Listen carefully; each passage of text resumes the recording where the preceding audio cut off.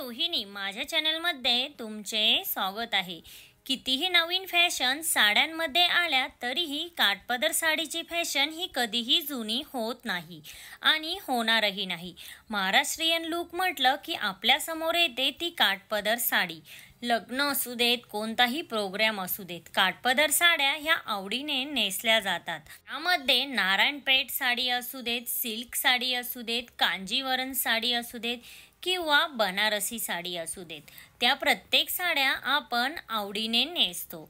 ब्लाऊजमध्ये काठपदर साडी असेल आणि त्यावरती सुंदर असा ब्लाऊज असेल तर तुमचा लुक हा आकर्षकच दिसणार आहे।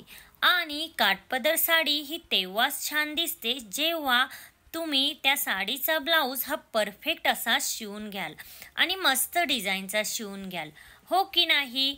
आता पारंपरिक काठपदर साडीवरती तुम्ही हवे तसे ब्लाऊज शिवून घेऊ शकता, खूप सुंदर सुंदर डिझाईन्स बनवून घेऊ शकता।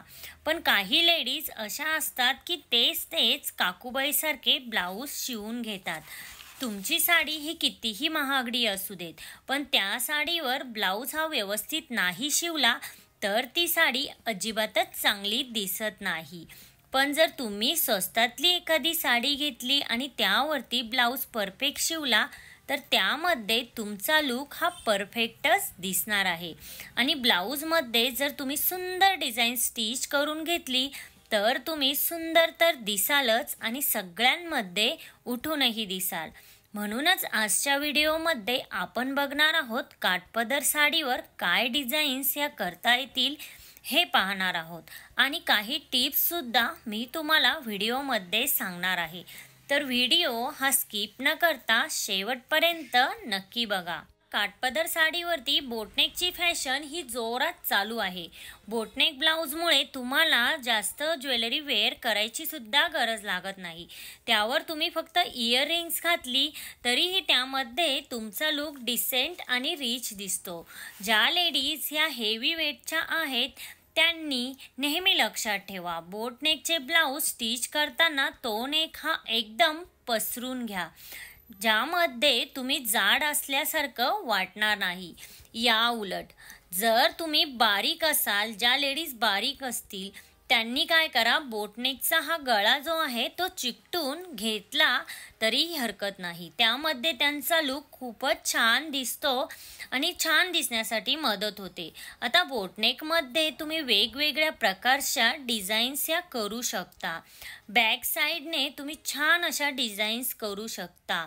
अशा प्रकारे तुम्ही जर हेवी वेटच्या असाल तर तुम्ही असा बोटनेकचा गळा हा थोडासा पसरट घ्या। पूर्वीच्या काळी पफ्सची फॅशन ही खूप जास्त ट्रेंडिंगमध्ये होती, आता ही पफ्सची फॅशन अगेन ट्रेंडिंगमध्ये चालू आहे। तर पफ स्लीव्जमध्ये तुम्ही शॉर्ट पफ स्लीव्ज किंवा कोपरापर्यंत पफ स्लीव्ज ही बनवून घेऊ शकता। तुम्ही जर खूप जास्त बारीक असाल तर तुम्ही मोठ्या पफच्या स्लीव्ज शिवू शकता, त्यात तुम्ही खूप सुंदर दिसाल। आणि जर तुम्ही हेवी वेटच्या असाल तर तुम्ही छोट्या पफ स्लीव्ज नक्की शिवू शकता। पफमध्ये तुम्ही सेमी पफ किंवा प्लेटेड पफ सुद्धा शिवून घेऊ शकता। तुमच्या आवडीनुसार तुम्ही ब्लाऊज स्टिच करून घेऊ शकता। तुम्ही एखाद्या लग्नासाठी किंवा स्वतःच्या लग्नासाठी जर ब्लाऊज शिवून घेणार असाल तर तुम्ही पफ्सच्या स्लीव्ज नक्की शिवून घेऊ शकता।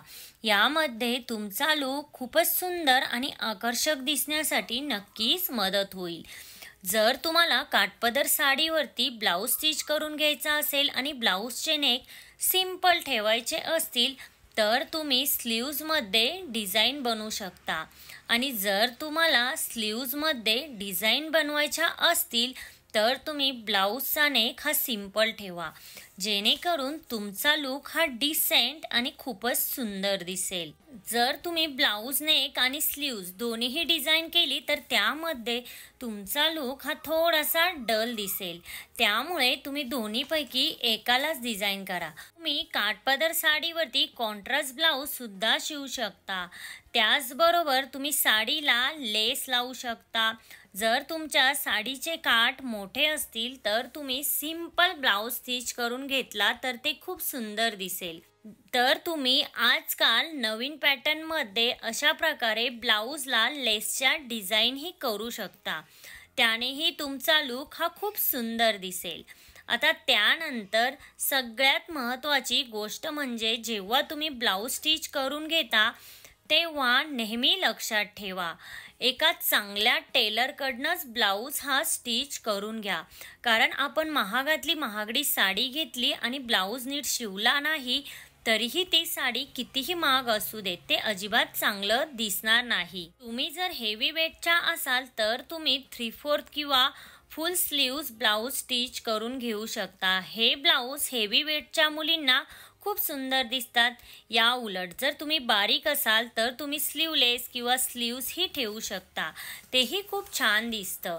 नेहमी लक्षात ठेवा, जर तुम्ही काठपदर साडी ही प्लेन असेल तुमची तर त्यावरती वर्कचा ब्लाऊज नक्की वेअर करा. त्यामध्ये तुमचा लूक हा खूप सुंदर दिसेल. आणि जर तुमची काठपदर साडी वर्कची असेल तर त्यावरती तुम्ही शक्यतो प्लेन ब्लाऊज स्टिच करून घ्या. त्यामध्ये तुमचा लूक हा डिसेंट दिसेल. त्याचबरोबर साडी निवडताना एक गोष्ट लक्षात ठेवा, जर तुम्ही हेवी वेटच्या असाल तर तुम्ही फुगीर साडी अजिबात निवडू नका. तर तुम्ही छोट्या काठाची किंवा मीडियम काठाची साडी निवडा आणि त्यावरती ब्लाऊजसुद्धा परफेक्ट फिटिंगमध्ये शिवून घ्या. आणि त्याचबरोबर ब्लाऊज स्टिच करताना फ्रिल किंवा पफ ब्लाऊज नक्की शिवून घेऊ शकता. त्यामध्ये तुमचा लूक खूपच सुंदर दिसेल. तर मैत्रिणींनो, अशा प्रकारे सुंदर असे फ्रिलचे ब्लाऊज ही तुम्ही स्टिच करून घेऊ शकता.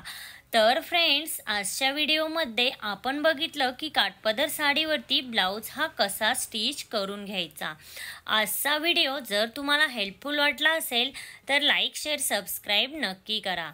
Thank you everyone.